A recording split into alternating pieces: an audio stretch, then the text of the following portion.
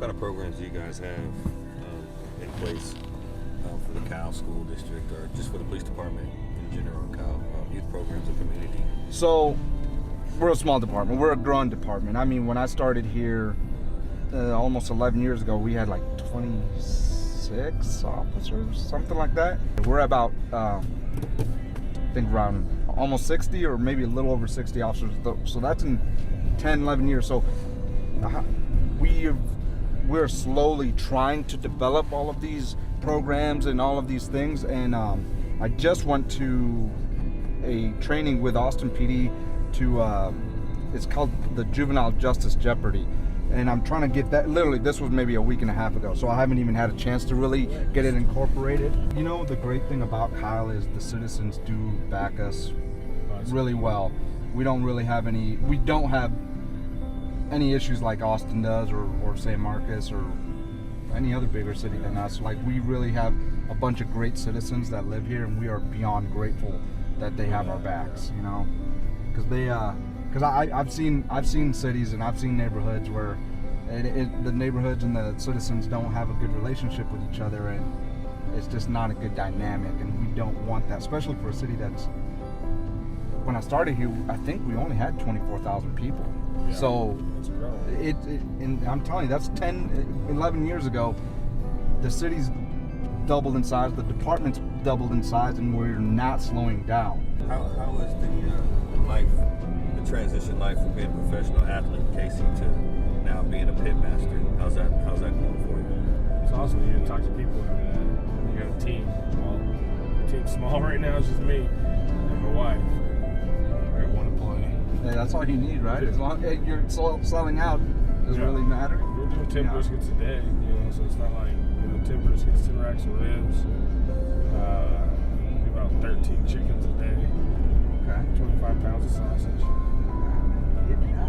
But what's crazy though is then you go to pork butt, and I'll sell one pork butt a day, sometimes two. Well, I saw you bringing all that barbecue out there.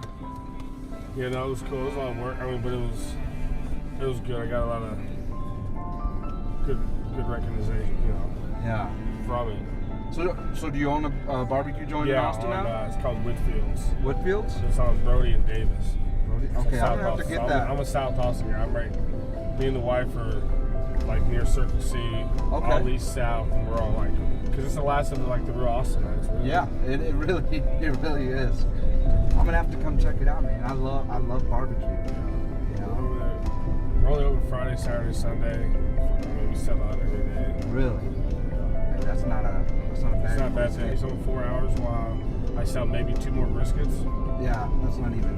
It's like, because it kind of died. And I think, but the thing is though, is I look at it, people kind of know I sell out fast. So like, you know, I don't know. You know what I'm saying? Because cars kind of stopped coming through there. Yeah. When I put up my sold out sign. So I don't know if it's like one of those things where people know, okay, if you don't get that by 3, don't even go buy over there.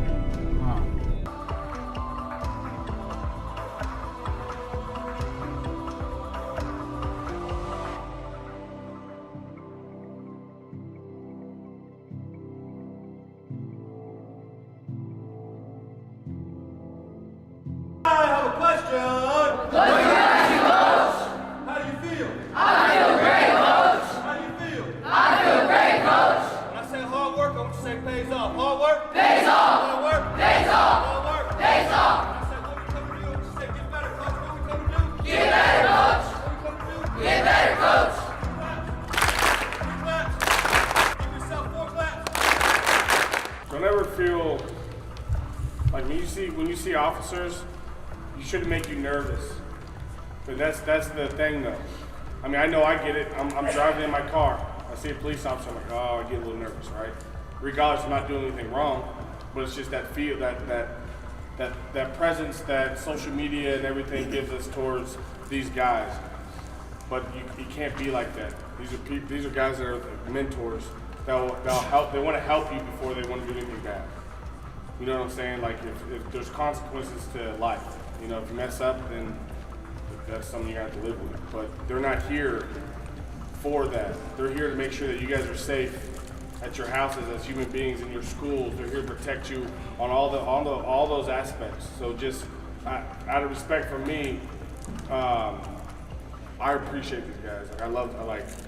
I'll do anything I can do to get with police officers, just to help them out, because they put themselves in the line of, they're just like military. Every day their lives are threatened. That's why they wear bulletproof vests. They never know when they're at a traffic stop and they meet up with somebody that is not having a good day, pulls a gun out on them. You never know, right? You guys have seen the stories. You've heard the stories. So they're not here to reprimand you or anything like that. They're here to be your friends, to guide you. If you guys got questions about different stuff, talk to them. Give yourself 2 claps. Kasey also played 5 years for the Houston Texans. So he is knowledgeable. He's knowledgeable. And he also has a degree. No matter what his many athletic accolades and athletic accomplishments, he went back to school. Actually, before he was able to go off into the NFL, he was able to get his degree at a 4-year university at the University of Texas. Give him 2 claps. Because today, and your coaches too, we will prepare you to win.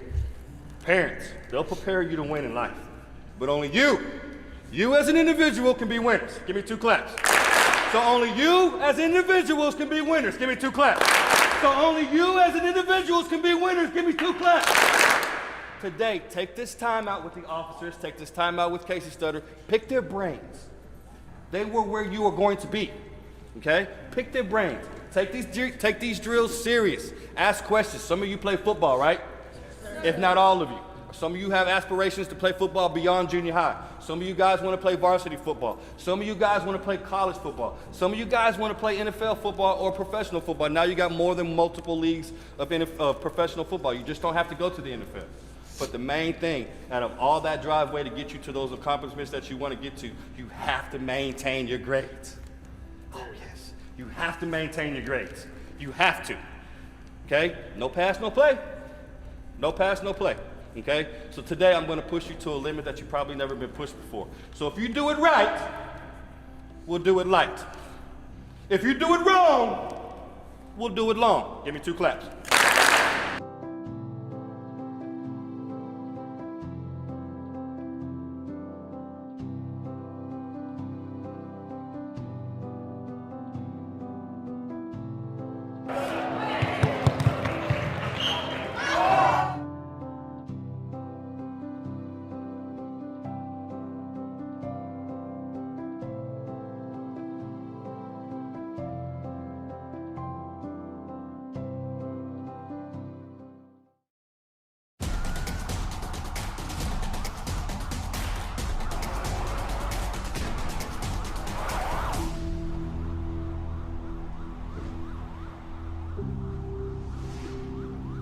FDNY responds to almost 2 million emergencies every year. That's almost double than any other city in the US.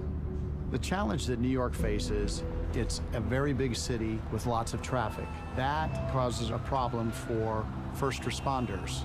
To cut down on the response times, FDNY dispatches 400 ambulances to various locations around the city. And the vehicle is sitting with their engine idling. If you turn off the engine, all of the vehicle's equipment dies.